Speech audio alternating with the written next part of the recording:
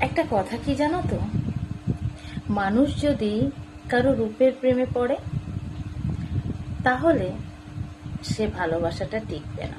কারণ রূপ একদিন নষ্ট হয়ে যাবে, কারণ মানুষ একদিন বৃদ্ধ হয়ে যাবে, তার চেহারাটা খারাপ হয়ে যাবে, কুঁচকে যাবে, দেখতে সে কুৎসিত হয়ে যাবে।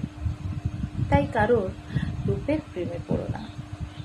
মানুষ যদি কারোর ধন সম্পত্তি, পজিশন, টাকা পয়সার প্রেমে পড়ে তাহলেও বেকার। কারণ পজিশন আজকে আছে, কালকে নাও থাকতে পারে। টাকা পয়সা আজকে আছে, কালকে নাও থাকতে পারে।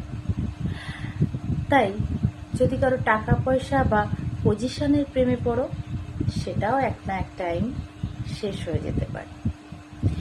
কিন্তু মানুষ যদি কারোর ব্যক্তিত্বের প্রেমে পড়ে, আই মিন যদি কারোর স্বভাবের প্রেমে পড়ে, যদি কারোর ব্যক্তিত্বের প্রেমে পড়ে, যদি কারোর কথার প্রেমে পড়ে, সেই ভালোবাসাটা সারা জীবন নাও শেষ হতে পারে। কেন বলো তো? কারণ মানুষ সব কিছু চেঞ্জ করলেও তার স্বভাবটা কিন্তু সে কখনোই চেঞ্জ করে না। যে যে স্বভাবের হয় সে সেই স্বভাবেরই থেকে যায়। মানুষ সহজে তার স্বভাবটাকে চেঞ্জ করতে পারে না।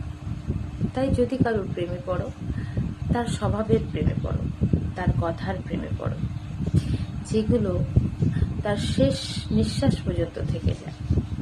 তাই না বন্ধুরা? ভালো থেকো সবাই।